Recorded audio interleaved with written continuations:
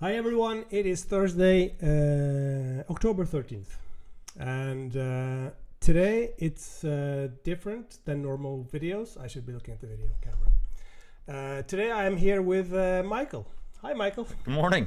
This is WisePilgrim, for those that have used his apps and have used his guidebooks.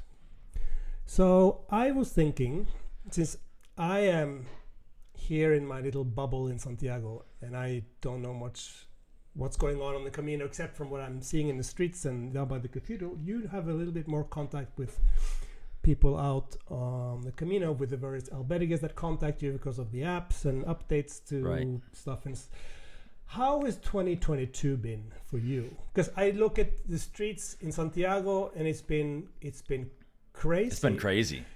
It's been crazy because it's Holy Year.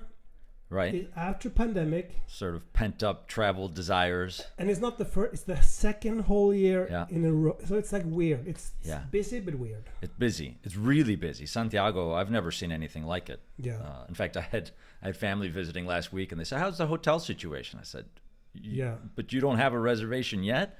You know, they were shocked to find that Santiago in October is still very, very full. Yeah. I don't get that same impression from the rest of the Camino, though. Which is to say, farther south than Tui or farther east than Sarria, or north of Lugo, things change dramatically. Do you think it's been less than a normal year before Sarria, for Le Français, for example? I think so, yeah. That's not to say that there aren't a lot of pilgrims, and that's not to say that there aren't waves of groups and things like this which stretch occupancy to its limits, which even in a non-holy year is a problem. You know, every July, the end of July always seems to be a bit of a conundrum on many parts of the Camino. But I think people starting far east, Saint Jean, Roncesvalles, I think those numbers have gone down over pre-pandemic numbers. Although I saw in the forum, it was the beginning of September, I think a lot of people started the Français like first few days of September, so there was a wave with a lot of pilgrims just then, and then if you hang back a day or two, you're probably good. It's always this way. You know, start in Roncesvalles on a Wednesday and you'll comfortably find beds all the time. And also find that if you end up in Santiago on a Saturday or Friday, for sure, it's crazy. For sure. And if you just wait 1 or 2 days before or 1 or 2 days after, it's much better. It's much better because people, Spaniards at least, they arrive in Santiago on a Friday or a Saturday and then they go back home on the Sunday and start working on Monday. Precisely. But and then I should also mention that in certain parts of the Camino, and I'm thinking particularly of like the Burgos section, Burgos to León. I was just reading an article on the way here about the sort of fashionability of skipping Burgos to León. You know, this the sort of the plain, boring, mind-numbing section that is the Meseta. And a lot of the personalities that have been developing that coming out and saying, hey, but that's not fair, because in fact this is the essence of the Camino. This thing that everybody thinks is super flat is integral to the experience. And they're not wrong, if you ask me. I'm a firm believer, and people know me will tell you I'm a fan of the Meseta. That's the number one thing to walk, and it's not as flat.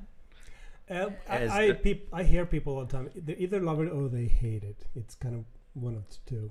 I don't know. I had someone picking up luggage the other day saying they walked from Sarria to Santiago and they were looking for a spiritual Camino, and they were disappointed. And I would imagine. And I was thinking to myself, I could have probably told you that would be this, because especially now when it's so busy, there's so many kids and noise and boom boxes. I think if you're going for anything spiritual, you kind of need a bit of solitude in a way, right? You need some time to reflect. And with albergues being full, you don't find it in the mornings and the evenings. And with the Camino between Sarria and Santiago being so saturated, you don't find really much time or distance to be by yourself. Exactly. Which is maybe why some people call, the Meseta the essence of the Camino. Because there you do have it. You have it in spades. Exactly. So what about you and your guidebooks? How does that look for next year? Do you have What are your plans for the next year? Well, thankfully, after 2 years of COVID and quarantine and travel restrictions, things have finally picked up again. It's been a very bumpy ride for every one of us, whether it's me sitting in my home writing books, or the hospitalero trying to plan for, do I hire an employee or do I even open my doors? I think this year everyone's come back. Next year, I think next year is going to be bigger than this year. Oh yeah. I think. Why do you think that? I think that because historically, most people try to avoid the holy years. More people that walk on a whole year? Because for as many as that there are walking that desire to walk a holy year, there's a whole nother demographic that says that doesn't sound like my cup of tea, so I'm going to come early and avoid it. And of course, if you're looking at this holy year, which was meant to be the biggest one in 11 years, by this I mean this year and last year, because of pandemic, nobody could come early, and so I have a sneaking suspicion that the demand isn't going to wane, and that there's actually going to be more people next year. And I hope saying this on the podcast doesn't put it in everyone's mind and they get scared off, or that they try to come the years after that. But I don't think that the boom is going to fade for a few more years. I hope not. And so traditionally you have had an upward number of pilgrims, and then on the holy years it kind of spikes, comes back down again. But the overall trend has always been right, and that spike has become less and less of a spike. Oh, has it? Right, because there's always been a sort of maximum capacity at any given time. So, in the early holy years in the 90s, there were tremendous spikes where it was, 20 times as many pilgrims that year. But of course, you can't have 20 times as many pilgrims in this year.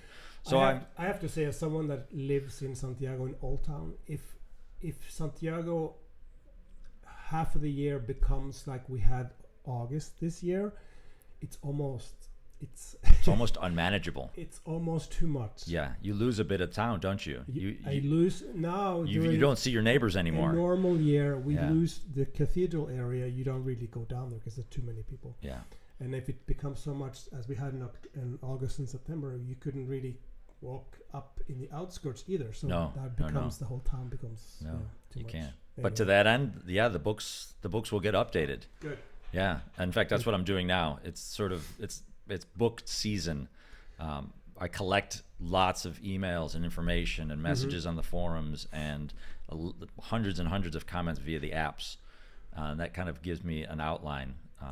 How do you see it? Are there less albergues now than before the pandemic, or more about the same? No, it's about the same now. Yeah, it's about the same. And on some caminos, the Primitivo has a few more. It gained a few new Donativo albergues this year, which is a very interesting development. And I think that's notable, not necessarily because the other caminos are losing so many of them, but it kind of tells a story about pilgrims coming from. For example, in one case on the Camino Primitivo, a young couple from Madrid who post-pandemic just said, forget about it. We're going to buy an old house and make a go of it. Invite pilgrims. It's Donativo. We'll cook. We'll entertain. We'll laugh. We'll smile. We'll cry. I think that's true. A lot of Spaniards are trying to get away from the city after the pandemic. And it's just in time too, because I think there's a lot of, the old personalities on the Camino. We're all getting older, and we need somebody else to come in behind us and take over the reins. And they're there. There's some good people interested in it. That's good. So I think there's more albergues. We've lost a few, and there's a few people who should have probably retired 10 years ago, just because of their age, not because we don't want to see them go. But they finally said, okay, with COVID, it's not sustainable anymore. So. I see a lot of that from stores in Santiago. People as well. Retired. Yeah, there you go. We were doing it because we enjoyed it, but it's not worth the risk anymore. Yeah. And bless them because, for example, Maribel Roncal outside of Pamplona, who's been at it for decades, much longer than anybody could have expected her to. Did she decide to close? Yeah, she decided to close. So did someone take it over, or no? Because it's the family home. It's her garden. It's her house. Yeah, it's just her house. So she's still there. Yeah. If you want to meet her, go ring her bell. Yeah. But she's not there. Too. I mean, you get old. It's perfectly understandable. Wow. Yeah.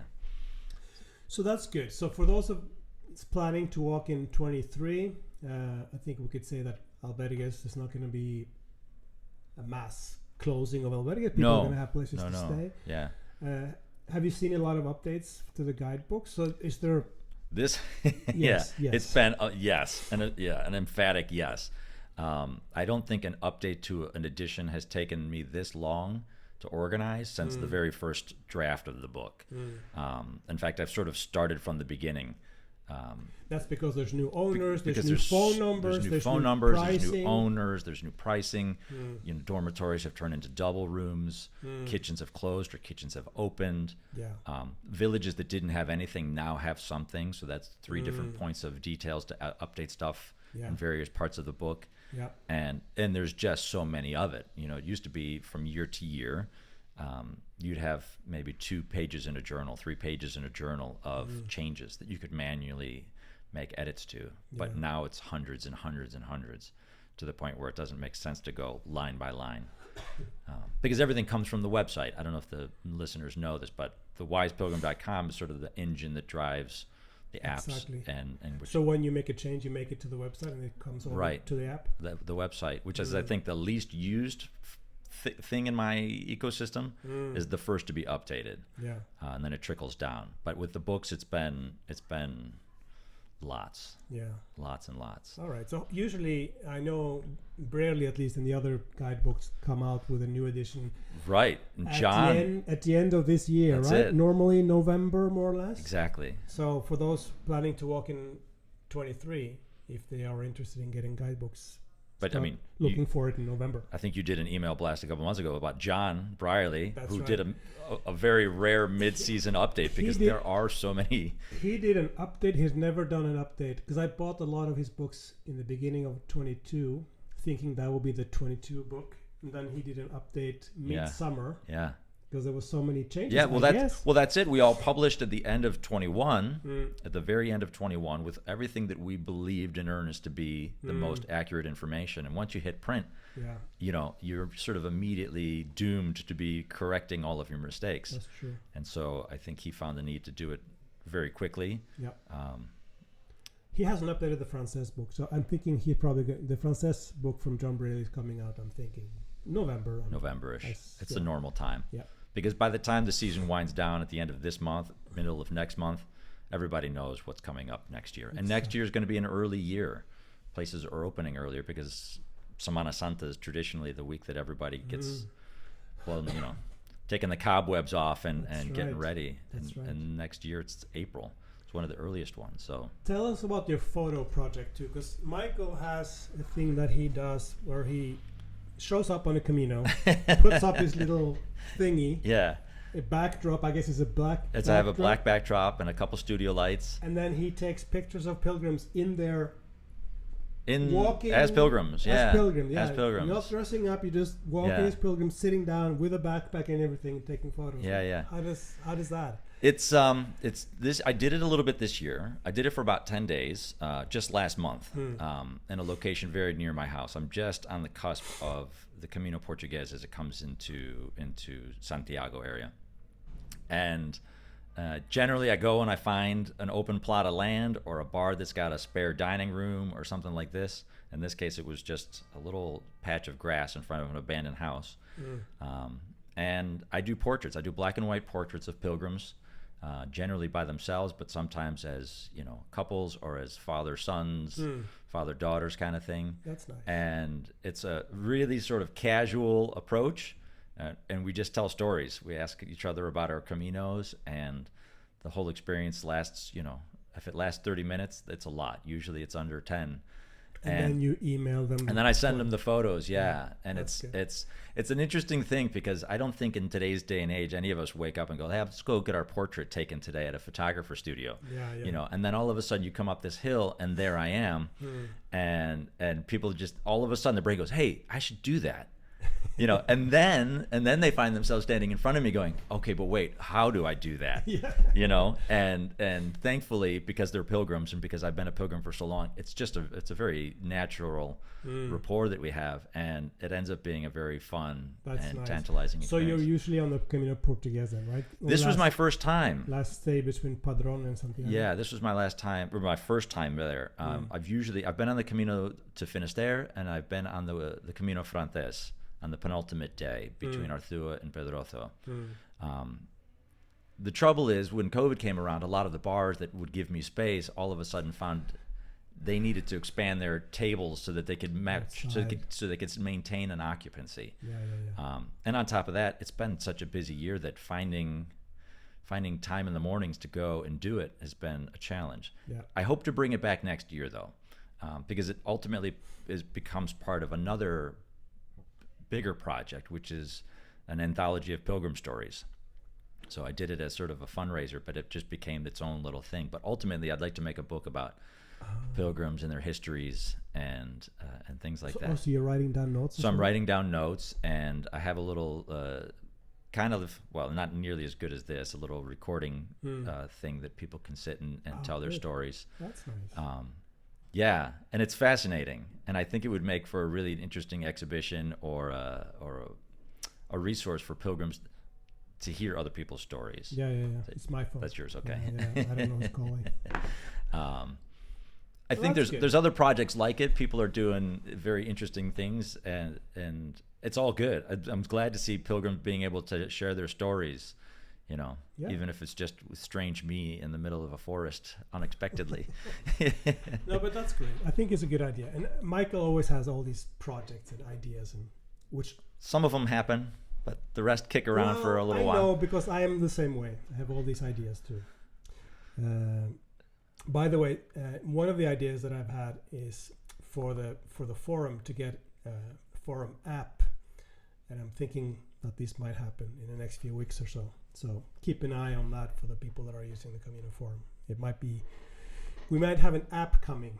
So that's good. Anyway, anything else that we forgot to talk about? Well, I think we could probably talk for hours. Exactly. I made up a little list, but I think lately pilgrims in Santiago, I think Pilgrims Office has been giving out about 1,800, 2,000 compostelas a day. Which is extraordinary for October. It doesn't seem like it slows down a little bit from like the max, but not a lot. No. And I think if you placed a call out to points farther east, they tell you, they're closing some dormitories now because probably we're in our last wave, I think. I'm thinking most of these 1,800 are from Sarria. Yes, for sure. Yeah. And weather-wise, what can we say about the weather? The national news yesterday was on the weather report saying, we have June-like weather. It's I was saying to one of the other dads at the school this morning, like, this is October, right? Exactly. We're just both shaking our heads because ordinarily we're up to our knees in water by now. 26, 27 degrees yesterday, I think. Yeah. So anyway, it looks like it's going to be gray next week, so we need some water too. We desperately need water. Yeah. We got to stay green. Exactly. Anyway, I think we'll leave it at that. This was nice. Brilliant. We should do this I again. love it. Yeah. All right. Thank you, Michael. Thank you. Ciao.